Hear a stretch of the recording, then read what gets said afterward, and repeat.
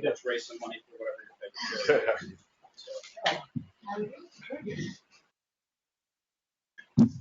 Hi everyone, we're going to get started in a second as soon as Gail comes in. Thanks for joining us. Hey, how are you? Hey, how are you? Good. Yourself? We're a forum. I know, I love it. Hey, David, how are you? Not great. I know it's an upgraded lunch for you. Nice to meet you. How are you? Good. Right. Okay, so here. You ready?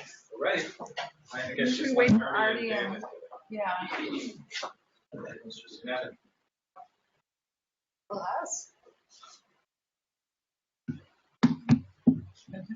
The educational room layout. Is there a test after here? I have to ask Sir Rappin over here. I don't know. He'll have to let you know.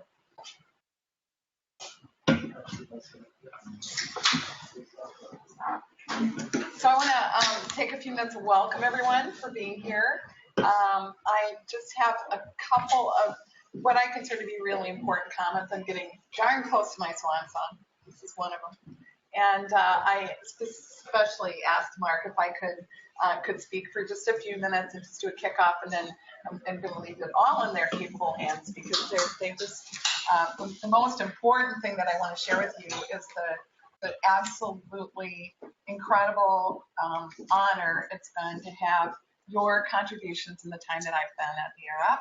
And I just want to thank each of you for everything that you've done to help our programs continue to be put forward and to advance the voice of the consumer and the voice of leadership. Because what it takes for the kinds of impact that we want to have is to actually be able to bring not just leadership, but thought leadership. And that really means that great co-creation where you think about what are the most important issues in front of us as an industry today. Who are the leaders? And it's each of you, and it's just such an honor to have so many board members and leaders in the industry and the support that you bring. But the support is, for us, it's last of all the financial support. The most important support is intellectual support, and it's the support of what are the biggest issues and what is the work that you're doing to advance the industry. And so in each case, specifically, each of your companies have brought forward unique, original work and said, we have this and we believe in the ARF stage. And the ARF certainly believes in the work that you're doing, and we want to do every single thing we can to advance it. One of the most important hires for me when I came to the ARF was to hire Mark Rappin and have him come in, and we changed the title from sponsorship to strategic sponsorship, because we wanted it to be about strategic thought leadership in the industry, not just about sponsorship. And we said we want to give our members a leg up, not just have a handout. And we try to make it very clear that all we were trying to do with the money that we collected was to cover expenses. We weren't trying to become a profit center as a nonprofit organization. And I want to thank, David Poltrak, most of all, as having been my board chair. I'm so grateful for everything that you did and for your willingness to set the stage when David Poltrak and Artie and others and, Michael and Lori and Rod, when you all come forward and name every single one of you, because you're a very, important select group of leaders. But when you all come forward and say that you're willing to be a platinum sponsor, you need to know how important that is. They don't come to the ARF and support the ARF sponsorship initiatives just because we keep asking. They do that because they see who their peer group is, and they're the leaders of all of the last 50 years in this industry and of the next 50 years. And you all are making a huge difference. And it's such a gift, and I'm excited to help continue the voice of the consumer, and I'll do absolutely everything I can to help support our future initiatives I want to especially thank and give tribute to Mark. He's done an absolutely phenomenal job. It's been just a great gift to work with you. It's been dazzling to see what you've done. But Mark and I have very, very different backgrounds, and we just learned how to complement each other really well. We've had a blast. We really enjoy working together, and what we both believe in together philosophically is co-creation. So that's why we set up this upfront construct, which was all Mark's idea, is to basically say, let's get together rather than saying, where's your inventory? Here's your sheet of things, like the Girl Scout cookies. I sold Girl Scout cookies. I was actually an Avon lady.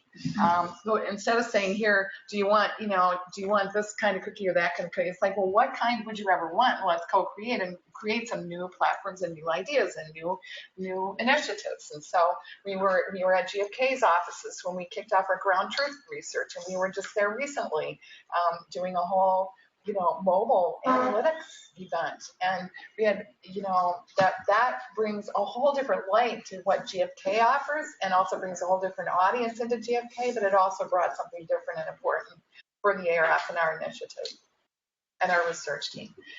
And so there are a number of ARF, the leadership, most of the ELT is here.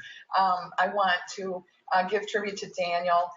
One of the things after I'd actually decided not to renew my contract, one of the things that I especially wanted to do was I knew they were going to take the keys to the car away eventually, but one of the things I wanted to do was to promote Daniel. And so Daniel is now the director of sponsorship, and he's just done an amazing job. Extremely proud of that, and he's going to give a presentation today, but I've had a great gift of being it. So be kind. We've all done this for the first time, so be super kind. If somebody in the room, nod and smile when he's talking, please, for him, because it makes a big difference. And I'm going to kick it off to Mark now to just take you through the rest of the program and what's going to happen the rest of the day. But please know how grateful I am, and congratulations.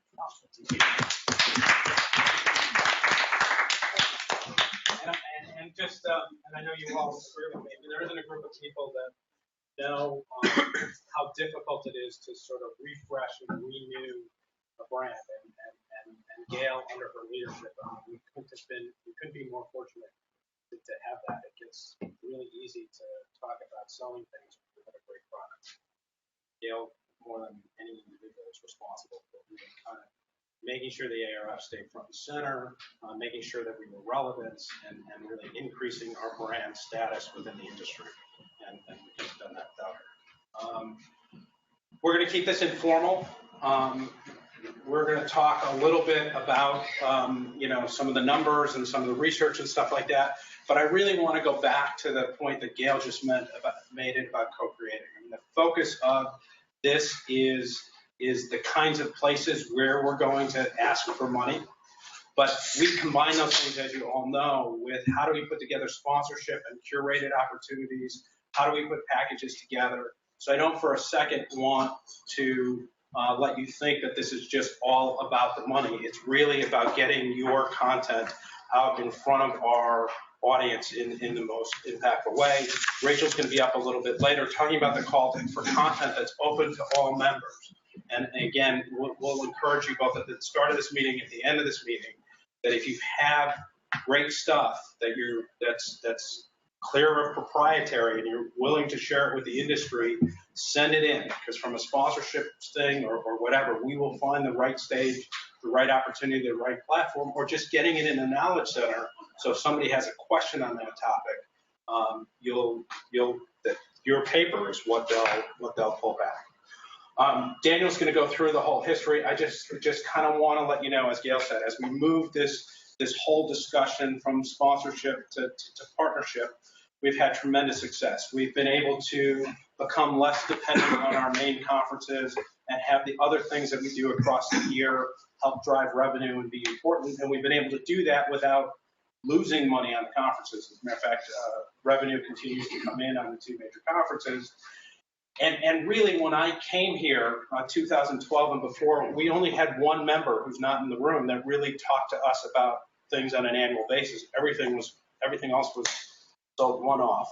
They happened to be a big thing, and they just had their name on the wall But they gave us a lot of money, so they ended up being 7%.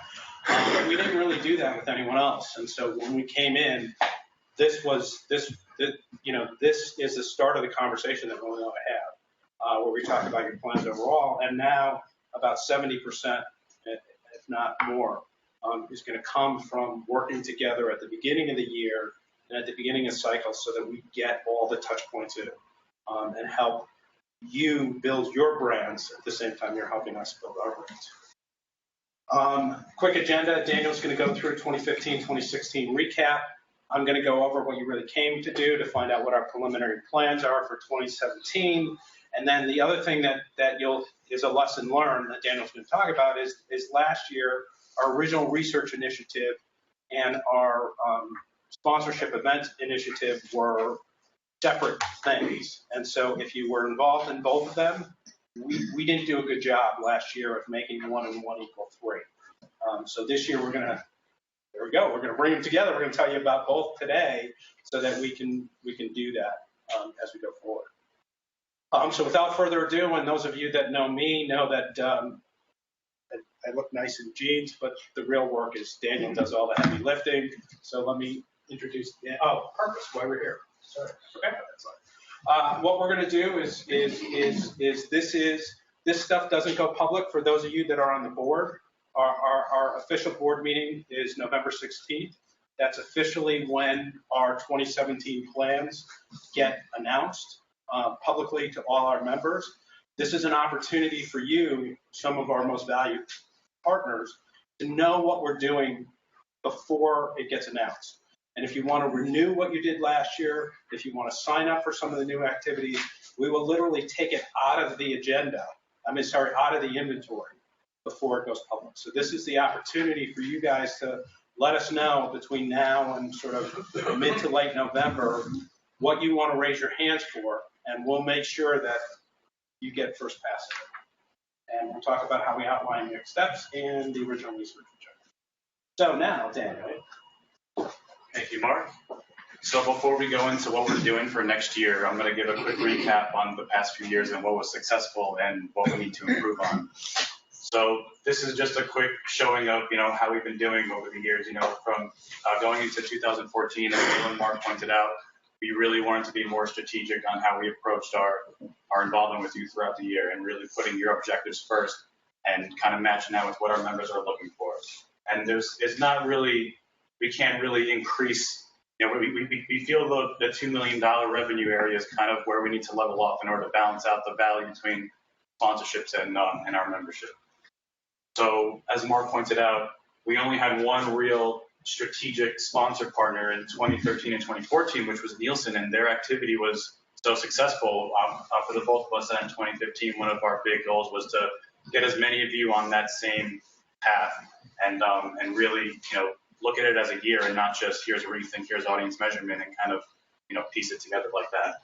And so over the years, we've had more involvement from everybody to be on more of a partnership level. And then these are just a few examples from some of our partners on how we can really be innovative and really, explore what you're looking to do, both from a marketing objective standpoint and an innovative standpoint. Like, what are you looking to test with the industry, and how the ARF can help you do that? So, every year now we put out a survey, and 2015 was really our most successful year in terms of building the level of satisfaction between partners, and that mainly has to do with, doing the strategic approach as a partnership. And, that being said, one of our biggest goals in 2016 was really to kind of level off and maintain that level of satisfaction, which from the survey that we put out to all of you, a lot of the satisfaction you said has been pretty equal compared to 2015. And the biggest number that we like there is that, no one said that their level of involvement was less valuable than 2015. So, this is it. So this is what we started to approach with everybody, the strategic partner model, going from just handing out the inventory and hoping we sell everything out, and, think of it more from a revenue standpoint. So, going forward, this is kind of what we're going to stick with, and really, matching your marketing objectives to what our members are looking to achieve, and, what are the new things you want to kind of test out in the industry and, use us for that. And so moving from a strategic standpoint, going into 2016, we really wanted to figure out how to match up your content as much as we can with our events. We want to be as less pay for play as we possibly can compared to other industry associations, and that's really taking what the members are looking for first. I mean, we're primarily a membership organization delivering value to them. So how can we take what you're looking for and use your investment to really match what they're looking for to what you're looking for? And co-creating your involvement and relevance to all of our agendas really leads to attendee satisfaction at all the events, which is good for both the ARF brand, the value we're delivering to our members, and the value that we're giving back to you. We don't want people to think that, hey, you paid to be on stage, but really you're supporting the initiative of what we're trying to deliver to our members and really co-create the content within the events. And after all of our events, including the large conferences, we send out surveys to all the attendees, and these are our satisfaction scores throughout the year. So we're pretty happy with this, and we want to maintain that going into next year.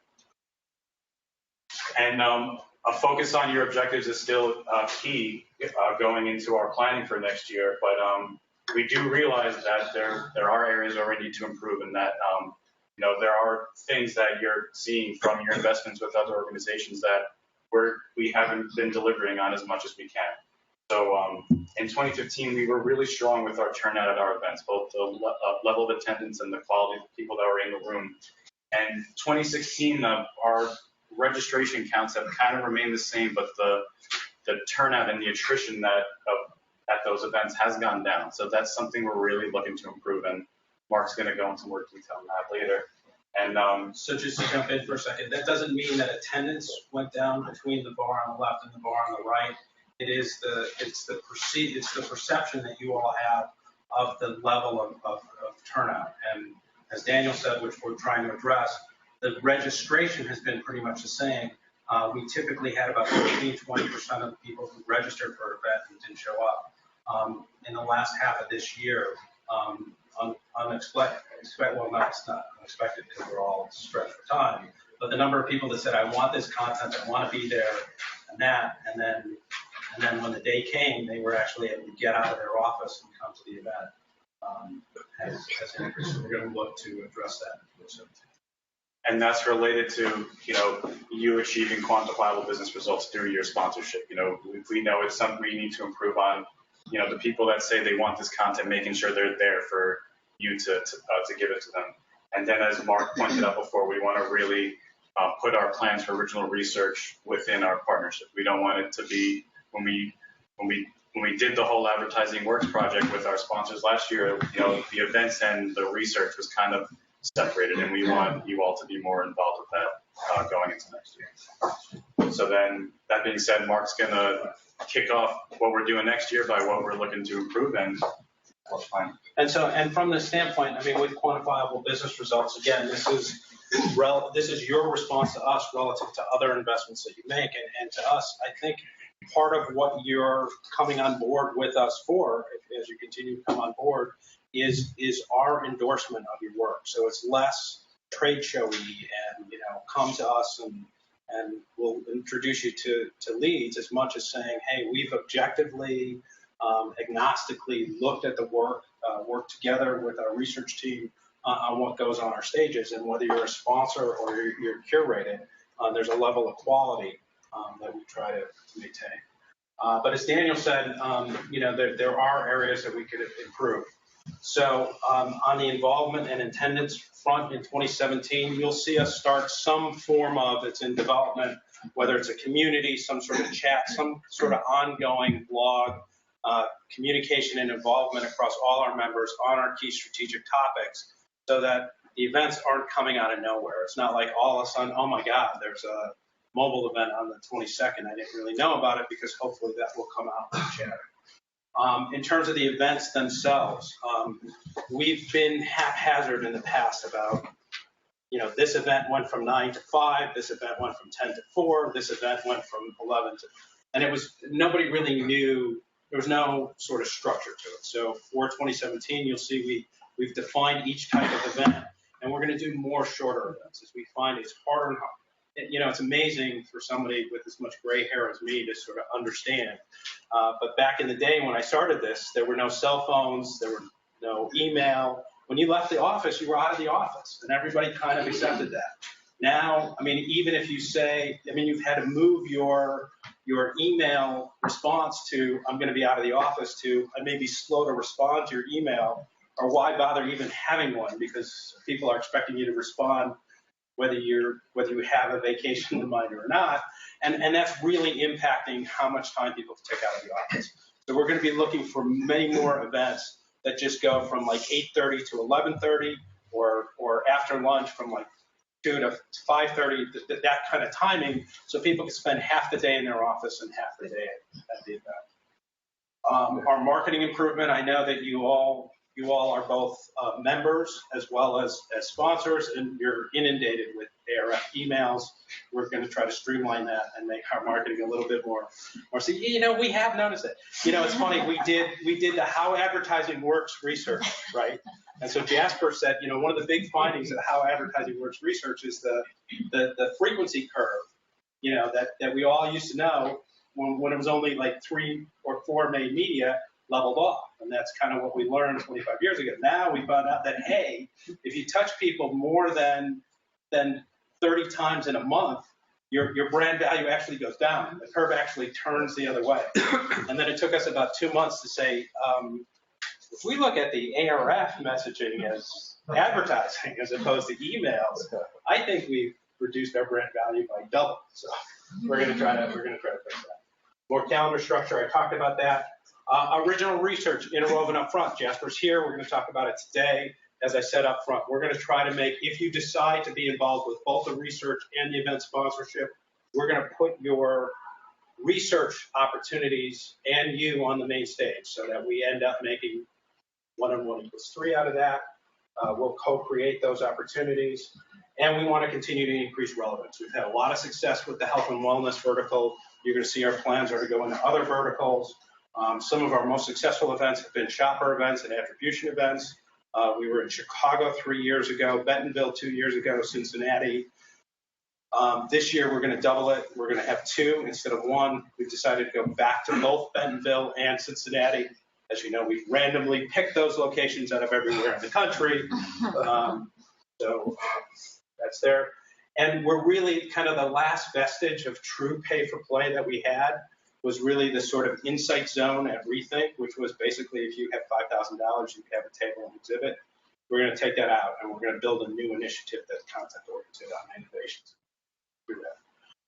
Before I roll into the plans, let me just take a pause here and kind of open it up. I mean, is there anything we've missed that we should be focused on that we could do better? Any ideas? Yep. So Mark, what we have at least perceived is that in terms of attendance, it's still really great and it's wonderful to be with our peers, the brilliant minds that are in this room, but we'd love to see a little bit of more presence from brands. Okay. So I think that's a piece that we're missing. Okay. That's great. And to that end, one of the things we experimented with last year, and we'll try to expand it, is at our ARF West conference last year, and again, the one that's coming up in November this year, we put together some special exclusive sessions for just the advertiser attendees, but that's a great call. It was very successful last year. We put it to ARF West this year, but we haven't really talked about how we spread that out. It doesn't have to be limited to that one event, so it's a great piece of. I'm now speaking as a board member, not as a sponsor in this specific context, but just given the financials and everything, since everyone acknowledges the Insight Zone is pay for play, right, and that is what that space is, and lots of events have that. If you guys need it for the numbers and it's marked as that, I don't think too many people would object. Okay. If there's a carved out space for that. All right. Well, as long as it's separate from the main stage and separate from all the other. So what we're going to do, and I'll explain it, but what you're going to need to that point is more like audience measurement. Mm-hmm. So if for those of you that are familiar with the events, Rethink had a big trade show area with up to 35 or 40 different exhibitors. Audience measurement had, I don't know, maybe 8 or 10, just kind of a smaller section. We're going to take that approach. So there'll be kind of 8 or 10 spaces at Rethink and Audience Measurement if people want to do it. But we're going to take the bulk of that room and actually give it content that's we're delivering exclusively to the attendees. Then you should probably charge the 8 to 10 more. There you go. Yeah, absolutely. That's only because you don't exhibit. That's like Donald Trump. No. I won't go there. Anyone else? Any other thoughts? Well, these are great suggestions. We're obviously going to have one-on-one meetings with you. This is an open dialogue. If things come up or there's things that you need or anything, we really look at this as a partnership. So please, this is not, and you're going to see, we're going to talk about the calendar that's in there, but we've really only assigned dates to January through April.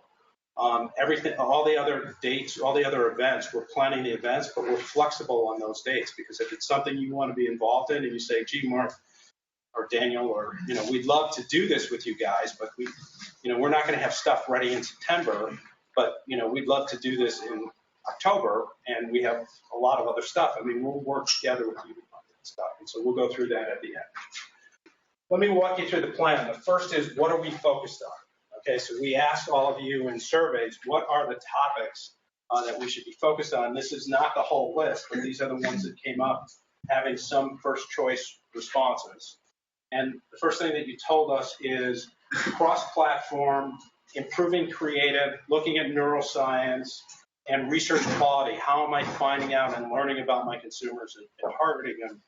Those are the most important topics, so those will sort of lead the strategic hit list of what we focus on. And you'd be shocked to find out that when Jasper talks to you about our original research that we're planning for 2017, it's going to look a lot like those 3 key areas. The other thing, which kind of gets less response, but we don't want to be, we want to be sensitive to what it is kind of all the new things. So obviously, if new stuff is coming, if there's new innovation, it's not going to be at the top of everybody's list as a first choice, but it's still very important. So the 4th strategic area that we've added is this whole sort of ad tech area.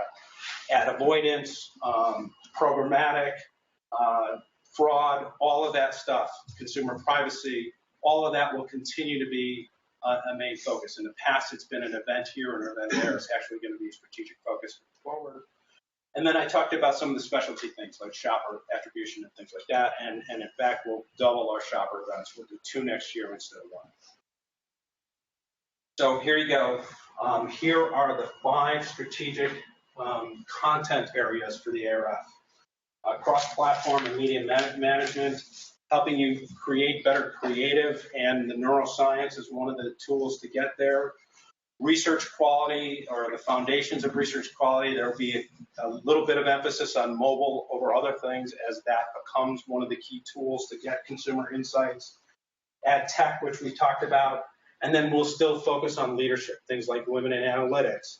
What are the best practices for brand members to organize your research organization? How does the research group and the marketing group interact? Those types of things. And then the new strategic area that we'll be looking at is innovations and how people start to make sense of the sort of startup innovation, small company lumiscape that we've heard so much about. And I'll talk a little bit about that in a second. The important thing is that what we've done is we've had these strategic insights, but we haven't pulled it together as tightly as we will this year. So this isn't just the strategic directions for the events. This is the programming that's going to be done. This aligns to Rachel's call for papers for Rethink and Audience Measurement. It aligns to the communities and the blogs that we're talking about building.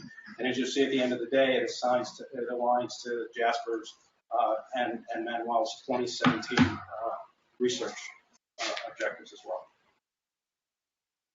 We talked about having more format and structure to our things and not just look at what we've been doing on a programming standpoint. If you haven't noticed from an attendee standpoint, is each event was its own thing. And so we kind of reinvented who we had, what we did, what the program was looking like.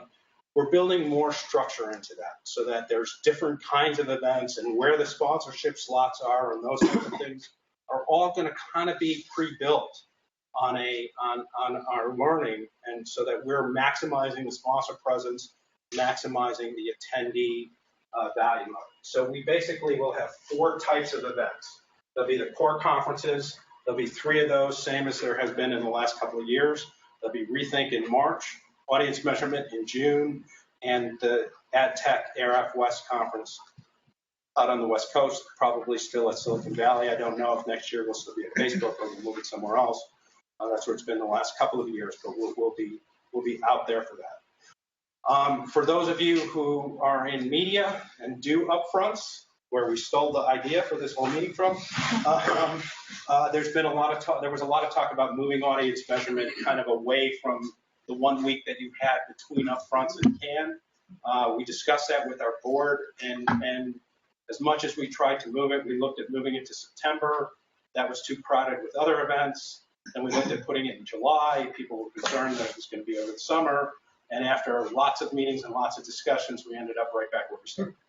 So audience measurement will continue to be pretty much where it is in that week between the upfronts meeting and heading off to Cannes. And for those on the media side of this, apologies. We'll still have a couple of full-day events. Mostly those will be regional. If we're going to fly to a different place, we might as well be there from start to finish, and particularly because for those people, whatever those cities are, we're not there that often. So we might as well be there for the full day, and we're confident that people can commit a full day if we're only in Atlanta once every 2 years. As I said, most of the events will be half-day events. They'll either be breakfast events till just before lunch, or start after lunch and go to cocktails afterwards. And then we experimented 4 or 5 times at the end of this year with something that we call deep dive sessions. Here, I mean, I'm not locked into the fancy names, although I assume we'll have them before too long. But those end of day sessions, things that go from 5:30 to 7, maybe have just 2 speakers and beer and wine. That's why we have you guys be sponsors. The events wouldn't be any fun if there wasn't beer and wine at the thing, and we couldn't pay for the beer and wine for that. So that's it. We will still have young pros. Michael's here if you have any questions. We're actually going to increase the number of young pros events and to a large degree, and that will create an opportunity that we could have 3 young pro sponsors this year instead of 2. If we have that. Learning labs, which is the training. We've had quarterly events here in this room that are streamed. New for next year, if you get involved as a sponsor of the Learning Labs, and thanks to the Turner folks who helped us get this off the ground. But we're also going to take it out to some of the regional events. So if you are a Learning Lab sponsor, you'll not only get exposure here, but elsewhere. And then not up on this list, but I want to thank Artie makes part of his annual package to help support the ARF's internship program. And he's done that for a number of years, so he kind of owns that. Hence the whole point to this meeting. It's not up on the list, but I want to thank you for continuing to support our interns and supporting the next generation. So before I get into calendars, I thought from a sponsorship perspective, and looking at the sponsorship packages, and you all kind of know, and we'll be talking individually about what you did, instead of going through a whole calendar, it was easier to bundle things into what's pretty much the same as it's been, what have we modified, what's completely new. So the same as it's been is ARF West. So that's a package of 3 events, 3 times a year. This year it'll be in January in Los Angeles, and in the past they've all been in San Francisco, but we're adding Los Angeles this year. In May we'll be back in San Francisco, and we'll have the conference. And so there are a couple of minor exceptions for little things like having the lanyards at the conference or maybe having a breakout session, but the truth of the matter is ARF West is a package. And if you want to be involved in ARF West in 2017, just like 2016 and 2015, you'll have to come on board as a sponsor for the whole package. Again, thanks. Many of you are our sponsors. The big event, November 14th and 15th at Facebook. If you're not a sponsor, we'd still like to have you attend. And thanks for the folks that are on board. Audience measurement, as I said, is in June. That's pretty much going to be the same as it's been. I'm not sure we'll be at the Conrad since we no longer have that contract, so we're sort of renegotiating. The contract itself in terms of the venue may change, but essentially it's pretty much going to be the same thing. The health and wellness vertical, the interesting story there was we had 2 or 3 of those verticals. They were pretty successful, but we just had our hands full, and so we didn't put one on the calendar originally for 2016. And then I started to get calls from all the people that were at the health and wellness events in the past, and they said, "Where is it? Like, how come I don't have it?" So I actually had attendee requests to add an event. Thanks to Kantar. Kantar Health had been on the board in the past, and they got on board doing this again. And we had the event at the beginning of August, and it was so successful, as I said before, we're going to add other verticals. So almost all of our events we look at from an industry standpoint kind of horizontally. So we're looking at mobile kind of across everything. We're going to take a couple of key categories and start to look vertically down the category. Women in analytics, thanks to Twitter and Kantar for being part of that. Again, they will have right of first refusal to renew, but they might not renew. So if you're interested in that, think about it. That's really been one of the most successful, highest satisfaction events that we've had, and I think really making a difference in the industry. As I say all the time, Rachel, who's behind you, all leads that effort for us. But, and having daughters, like I am at the same time proud that we have this initiative and sad that we need to have the initiative. So hopefully we won't need it very much longer, but we will in 2017. Young pros, that predates me with Michael, who's in the back of the room. We probably have, I think our effort has been copied by a number of different organizations. I think we have, this right, Michael, we have the largest young pros community of any of the sort of associations in the organization. We have a huge chapter here in New York, a big chapter in Chicago, and a growing chapter in San Francisco. That's going to continue. We had our mobile research quality event at the beginning of August. GFK, thanks for hosting us. That's been very successful, and we're going to continue to focus on that. More and more of the information that we're going to get is going to come from the computer that's in all of our back pockets and not the one that's sitting on our desk or the telephone that rings that we don't answer anymore. And so we're going to have to continue to adjust as an industry to do that. We have Webcast Wednesdays. We're going to continue that effort.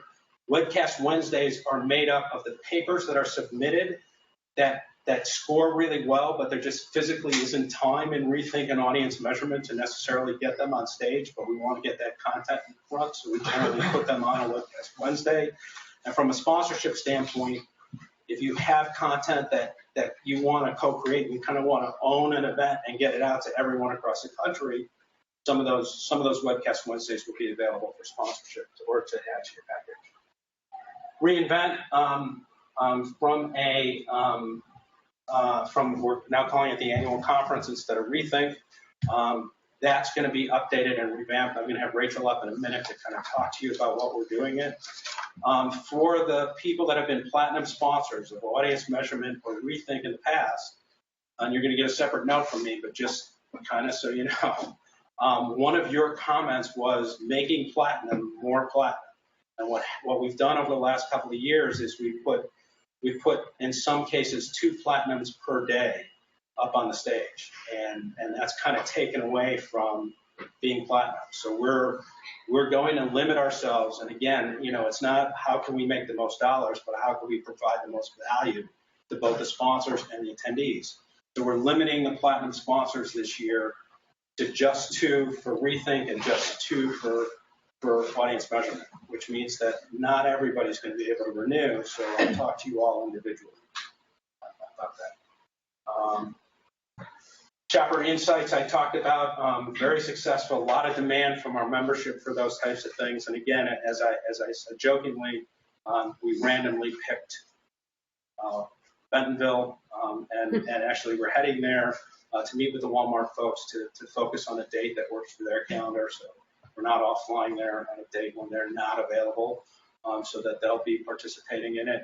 And again, Cincinnati and Procter & Gamble, we're in conversations about coordinating the date with them to be there. And the great news for many of you, I know you have staff that happens to be in those locations just as coincidentally as we're going to have the events there.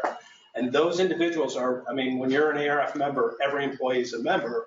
Those individuals in Bentonville and Cincinnati don't always get to come to our events in New York. So one of the great things about it is actually allowing the rest of the people in your organization to just participate with the ARF and come. So I encourage you to do that as an attendee, not just a sponsor. Ad blocking, ad avoidance, all the chatter, viewability, all of those types of things. Our next big event is going to be in February, and then we're going to do that again in Q3, and plus make it part of the ARF West Conference. Learning Labs, I talked about. Last year we only had one sponsor, which was Turner. There's room for 2 sponsors. We'll continue to have events quarterly in this room, streamed live. We'll continue to have the certification. And then what I said before is some of that content, once it's created, if we go on the road, we'll take that content with us and we'll put some of that up on the road. Chicago is our second largest member community in terms of the number of members that we have in a particular city. So we're in Chicago every year. We've kind of changed the topic every year, so we're not there with the same thing over and over again. This year when we go to Chicago, it will be April 25th. And hopefully you'll see all the, hopefully you see all the Cubs World Championship signs that will be up. But we'll be talking about digital and social marketing. And great minds, as Lori knows, that's kind of gotten lost. It wasn't, the last couple of years, it hasn't been what it's been in the past.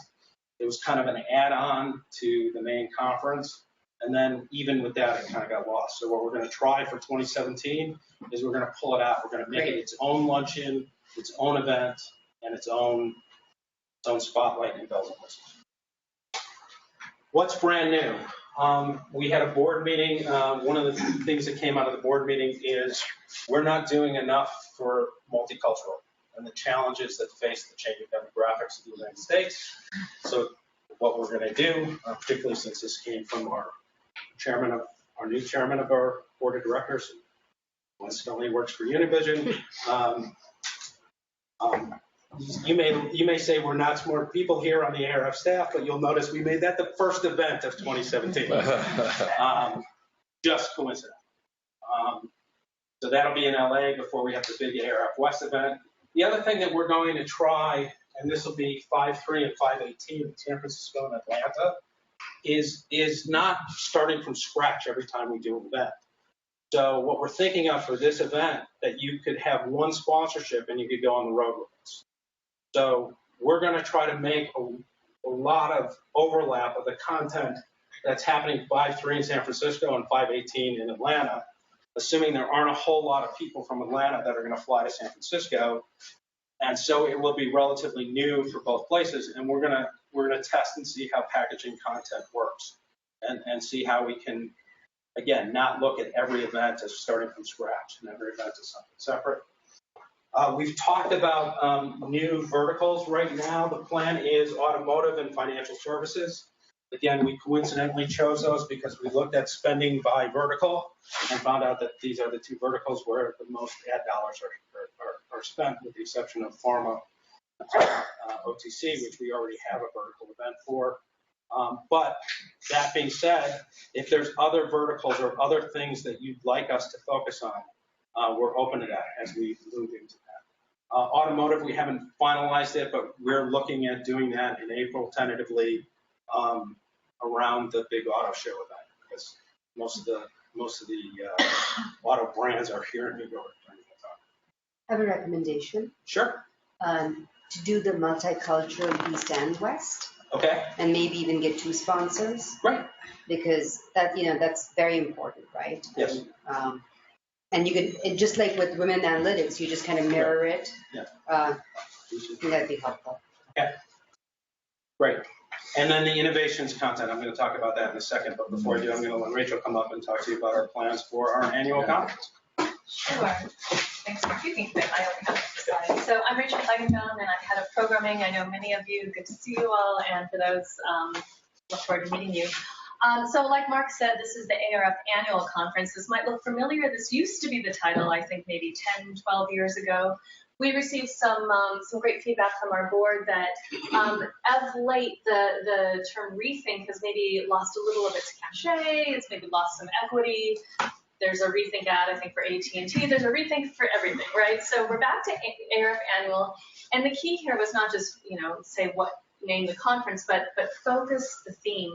And what we were finding as time went along and as audience measurement grew and actually became more successful, ARF annual and audience measurement started to kind of feel very similar, right? So what we've tried to do is our thinking caps on, had a lot of help from the board and subcommittees and some industry thought leaders such as yourself, is to delineate them. So for the ARF annual, which is March 20th and 21st here in New York, it's about unlocking advertising insights. The key word here is insights. Will there be some content about measurement? Sure, measuring creative. But the media measurement part, for the most part, we're really trying to save that for audience measurement. So again, I mean, people are strapped for time. They don't have huge budgets. If you have to choose a conference, you're going to choose the one that makes the most sense for you.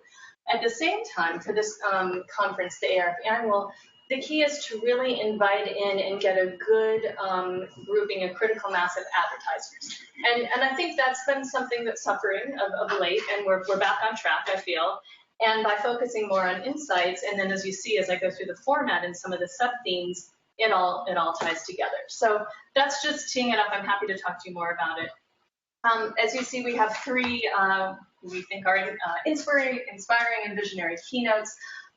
From head of one of the major agencies, as you all know, DDD just won back McDonald's business after 35 years. That's a huge coup. For the financials, Raja Rajamanar's amazing speaker, and done a lot in terms of creative progress.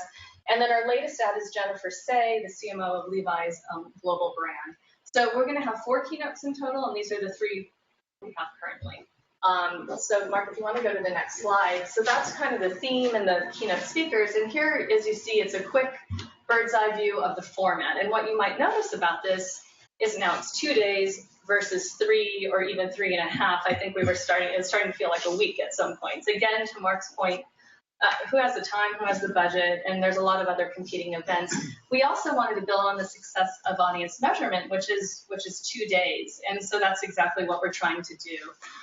And we grouped it into 4 basic sub-themes that we think kind of, mirror a story as people move through and discover, unearth insights that leads to creating your best campaigns or products. You have to measure your impact, of course. And then you have to land the decisions and make a business impact with C-suite. So Wendy Clark, for example, from DDB will be our opening keynote speaker Monday morning. Raja from MasterCard will be in the afternoon. Levi's Jen Say will be Tuesday morning. And like I said, we're still searching for that 4th keynote, but have some lines out in the water. There are ample time for breaks, networking. We continually get that feedback. That's one of the most important things that we can provide to you all and to the attendees, as well as the concurrent sessions. So within the concurrent sessions, it's a mix. It's of what we call the curated content. It's all curated content, but the content that went through our call for content process, which I suspect most of you are familiar with.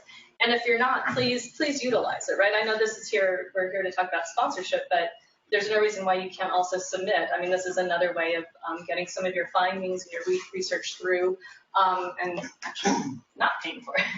So it's a 24/7 call for content. We have about 2 main vetting periods during the year. We're in one right now. We're reviewing submissions for the annual conference. They'll be announced in November. And then we'll go through the same for audience measurement in the spring.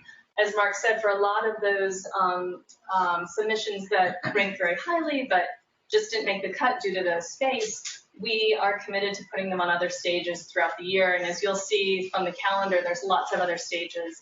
And I think we can get better, and we are going to get better about being a little bit more consistent about the process of getting those on the other stages. So that's this in a nutshell. And the key here is just to integrate these themes more. I know you're going to talk about the Ogilvy Awards, which we've also had a subcommittee meeting on, and after a lot of discussion and exploration, we are keeping Ogilvy within the structure of the annual event, but integrating it even more closely, because what's Ogilvy about? Celebrating the critical role of insights, which really ties into the annual conference. So any questions, let me know either now or after. Right, and we'll go through what's in your folders, but one of the things that's in your folders, we have a number of different of those inventory charts, and so you'll see the inventory chart for again, it's pretty similar to what it's been in the past from a sponsorship perspective, with the biggest changes being recognizing that we're now 2 days instead of 3 days. And so some of those things that had to be adjusted. The other thing that I talked about is the insight zone, taking away the bulk of that space and reapplying it to content. And so we went out and to your point of getting more advertisers, we kind of went out and said, well, if we're going to turn it into content, what's the right content for that to be? What should we be involved in? And we came across a survey from one of our members, Focus Vision, and it was a really interesting survey. It said that in our industry, about 78% of the companies have innovations, startups, finding new radical solutions, something under that as part of their KPIs and plans for the following year. Of those 78%, about 23% of those actually provide staff and resources to actually deliver on that objective. And of the 23% that actually provide funding for that effort, only 3% of them said that the funding was a priority. So as you can see, that's a little bit of a disconnect. And so then we got on the phone with our members and our board members. Many of you that are here in this room had people that contributed to this exploratory. But for the most part, what we found is people saying, I just cannot make sense of a landscape. There are just too many companies. There's too many startup conferences. There's too much. And interestingly, some of that came from, I mean, we have members at both ends of the spectrum. We have members that are all the way over here, the Googles, Facebooks, Twitters, P&Gs, Unilevers, et cetera, that have their own venture group. They actually have a group of people that are focused on this, OBMA there. And even with those companies that have made that investment, they still have problems taking the innovations that team over there finds and working out and spreading it through their organization. And then most of our members are over here on this end of the spectrum, which is, I just don't have time. And I'm getting so many friggin' cold calls. I just say no to everybody because I don't have time to sort out the wheat from the chaff. I can't find the diamonds in the rough. So I'll just say no to everybody and not worry about it. And there's no quality and there's no sort of rating system. So that's what we're going to try to do. So that's what we've identified as the value. We're not going to recommend that you hire these people. We're not going to force you to be at innovation events if that's not what you want to do. But we want to set up a bar. We want to set up some criteria on how unique is this. I mean, we're not looking for companies that just have a better mousetrap to do something that our members are already doing, but how is this a unique offering that's different from out there? Is it a company that really has a product? I mean, we don't need to introduce you to two guys that have their garage and they have great ideas. That's not scalable to the type of people that are our members. So we want to make sure that they're scalable and they have that. And so we're going to vet that and say these companies get whatever we end up calling this sort of ARF seal of approval. And all that really says to you as a member is we're trying to make it easier for you. We're trying to make sense of it. If these companies are offering something that you need and you want to find a radical solution, or they call you cold call, it's probably worth the 20 or 30 minutes of your time with these companies. That's what we bet. For the companies themselves, obviously, our membership out here in the room, those are the people that they want to meet. So we've had some calls. We've had some interim calls with startups to see if they'd be interested in this. The answer is yes. And then also, I mean, for those of you that are in this area, you've known that startup events are kind of become, there's a lot of them. And so there's kind of like overkill. So we're not trying to compete with the startup events. We're really just trying to identify companies that sort of meet our criteria and introduce them to our members. What's going to happen at the annual conference, you don't have to read all this stuff. I'll just let you know there are sponsorship opportunities. We are looking for 3 sponsors that want to be our overall innovation sponsor. If you are an overall innovation sponsor, you'll be part of the judging of who the companies are that meet those criteria. You'll also kind of get, you'll get a competitive advantage because you'll obviously be seeing the applications and making the selections before we go public with the list. And we're going to create opportunities for you to be on stage. In fact, at Rethink, again, generally speaking, the only sponsors that are on the main stage at Rethink are the platinum sponsors. The one exception this year will be the innovation sponsors. We'll have a panel on the main stage for sponsors. And the other thing that we're going to do is we're going to kind of have an event within an event. So day one, these innovation companies will be there for all the attendees to talk about. So you'll get the list, you'll get the descriptions, you'll be able to make meetings with them, all that kind of stuff. Day two, we're actually going to find a different spot in the hotel. We're going to run a completely separate event for people that don't want to go to Rethink, but are either at different companies or are within some of the attendee companies that are responsible for this. So, for example, at Facebook, Facebook has a group of people that deal with innovations companies. They're not generally the folks that come to our conference. So it's not like you should drag them to our conference just to see these folks. We'll have a separate opportunity for you to meet them while they're there. In your folders is the dot chart for the year. That kind of gives you a sense of all the events that we're planning for the year. What we've done and where we are is we want to work in partnership with you, and we want to be a little bit flexible and a little reactive. So the only dates and places that we've kind of set in stone are for the first 4 months of the year. And then we're going to have the follow-up meetings with you all, and then we'll immediately put some more structure around the rest of the dates. So you see January, February, March here. In your folders, you have the full 2017 year calendar. I also just kind of want to point out, since I was throwing a calendar up, I call out the events that are still happening in November and December. So there are a couple of sponsorship opportunities at these if you're interested at the end of the year. But more importantly, from an attendee standpoint, we're hoping that you could join us. And I really want to point out with the ARF West. So this is open to all of you in the room. Some of you know this already. Last year, as I said earlier, we did special programming for the advertiser attendees. That programming was a bus tour of some of the startups that happened the day before we had the event.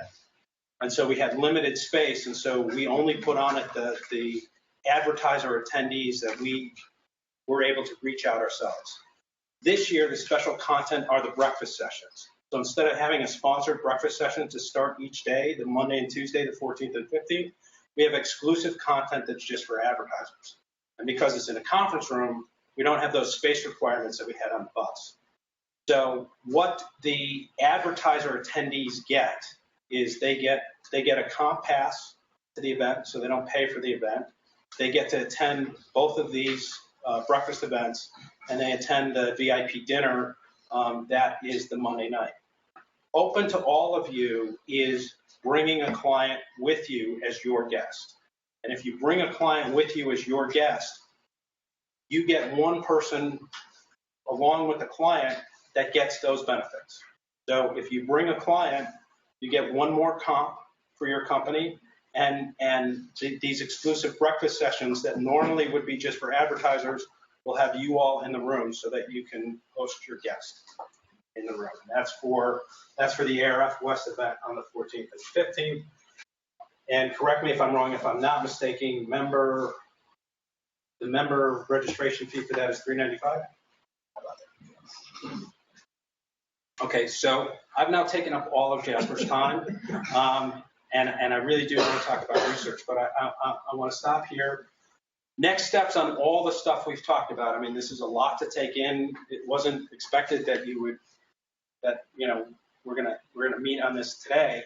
We'll do what we've been doing for the last couple of years. You kind of have an overview of what our objectives are, what we're doing. Now we want to find out what your objectives are and how we could partner to co-create and make those things move together. We're going to set up the one-on-one meetings. The first one-on-one meeting, you're going to hear a less about what we're doing, because that's what we just did today. We want to know what you're doing, what your objectives are, what's going to make your sponsorship with the ARF successful for you, and kind of what your budget parameters are. And from that, we'll give you a bunch of annual sponsorship objectives, and then we'll go through the discussions to implement that.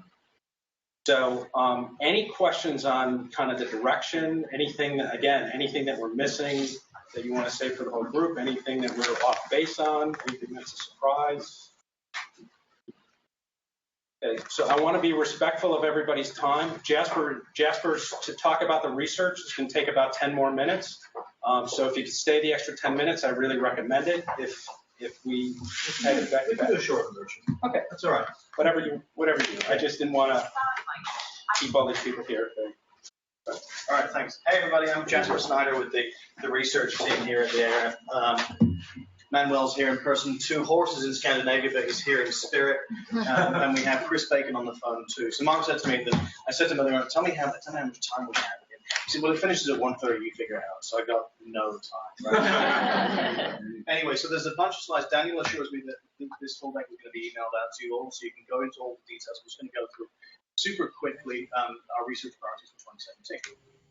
So, building on the success of this year, as you hopefully all of you know, we released the How Advertising Works study this year. We started off at JFK. Laurie, thank you very much. You hosted that session where we defined what the key issues were at the heart of How Advertising Works. We invested a whole bunch of money and resources in 3 experiments. Thanks to all of you that made that possible. Massive, massive impact, we think, in the industry. It was made available to 15,000 ARF members. We've shared it, the research team here has shared it in person with a number of major advertisers representing something like 1 billion in ad spend every year. It's been presented on all our stages. I think about 1,000 people over various webcasts, press coverage, Ad Age, the Huffington Post, other stuff. It's been part of a 150 knowledge center response. So it's got a pretty broad footprint. So we were super happy with it. And you can feel the demand from members for this research. The question was, okay, what do we do for 2017 to follow that up? So we've convened a subcommittee of the board to help us identify what those the hot topics are. And in parallel, we bubbled up to the surface 3 issues or 3 topics that follow up pretty nicely from the 2016 work. And as I said, there's going to be a lot more detail in the deck that you received, but basically these are the 3 issues. First of all, Manuel, talk to us about the mobile advertising, which I see as a follow-up to your rethink work. Yeah, definitely. So I don't need to explain to anyone why it's so important to understand advertising on mobile. It's a huge spend, we use it all the time, and it's a great opportunity. But what is a big risk is the numbers of ad blockers users, like 400 million. And what it's like a bigger risk is how exponential that growth is. It's like 90% past year. So that means that we're not doing everything as good as we could. So we want to understand what's annoying people. How do we maximize that advertising experience on mobile? Do we want to have our video in stream? We want to have it on the side, autoplay, audio play automatically or not, or you have to click. What works best? And also, we also want to understand which are the objective creative drivers that make that successful on mobile, because we mastered that on TV, but I'm not sure that we have it right on mobile. So we have different research initiatives that will be explained there, like different experiments, also talking to like top creative leaders from different agencies, and different experiments using both like surveys and non-conscious measurement, like neuroscience stuff and biometrics, to understand how to make our advertising better and avoid people to install ad blockers. That's perfect. Thank you very much. Chris, over to you to talk to us about the mobile research piece.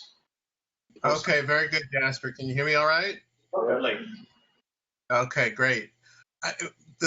What we saw this past year when we developed those mobile research quality guidelines is that the number of people responding to surveys on mobile continues to increase, but the completion rate continues to lag desktop or PC-based surveys.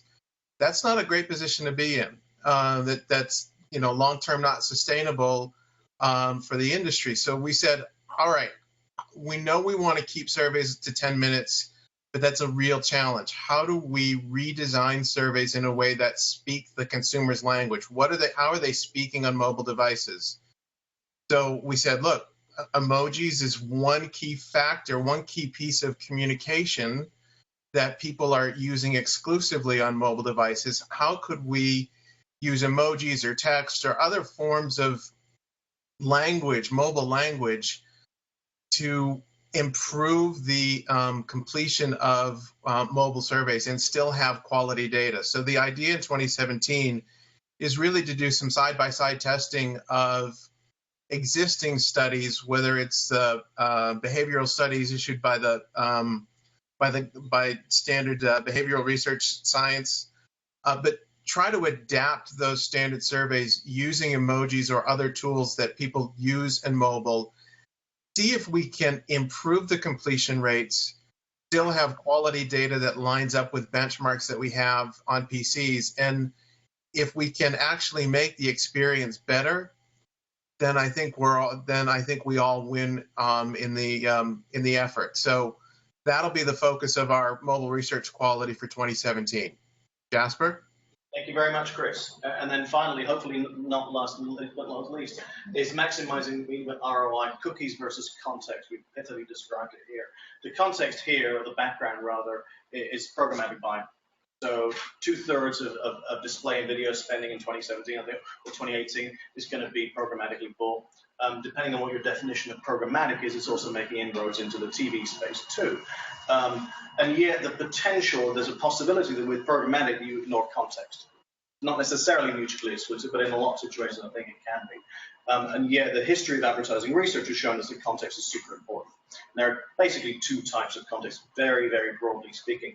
One is the congruence between the ad and the media, whether that's thematic congruence or the fact that the characters in both or whatever it might be, well, the mood, the energy levels of the ad and the media match up. And the second piece is the alignment between the consumer and the media. So in simple words, does the extent to which a consumer likes a program affect their understanding or the impact that an ad has on them? So two broad types of context. The challenge that we see, however, is that first of all, a lot of the academic research, and there's a ton of academic research.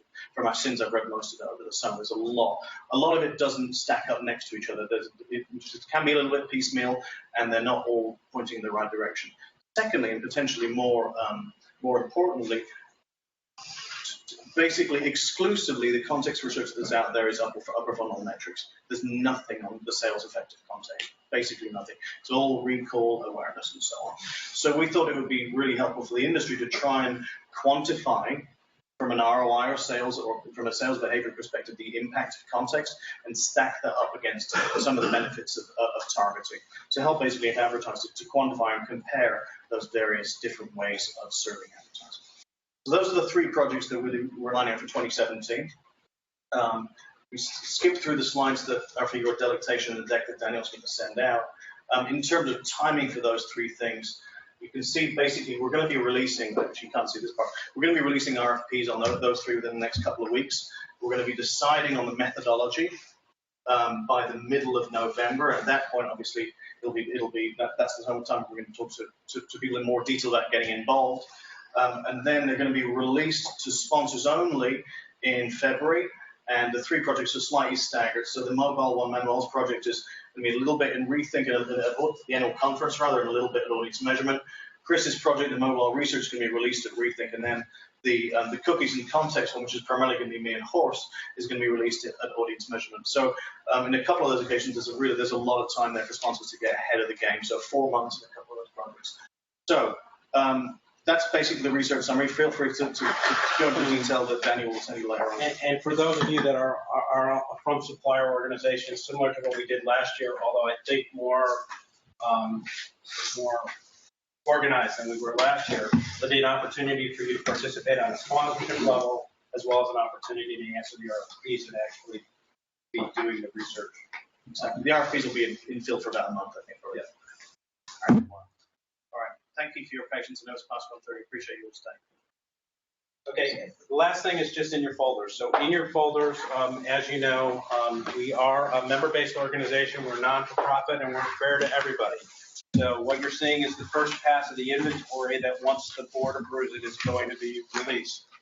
What we do is that we put those things together and try to give you advantage and put things together. So you're kind of seeing what you might want to call the retail price. And as you all know, as we work together, we figured that out. But you have the inventory sheet for Rethink, you have the inventory sheet for audience measurement, and you have the shopper insight events, and you have some of the extra stuff that we've done. The reason to give you those inventory sheets now is to really so that you could start to gauge in your head, if I had $50,000 or $100,000, what other kinds of things that I can do with that. But we'll, as I said, sit down and with that, we'll let you go if you have to go. If you have any questions, we'll hang around. And then if you want to talk about the 25th, we're happy to do that as well.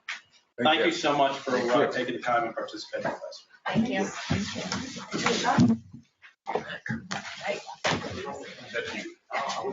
David, did you get questions on the 25th or earlier? No, I really know. Yeah, I could set up a call with Sean.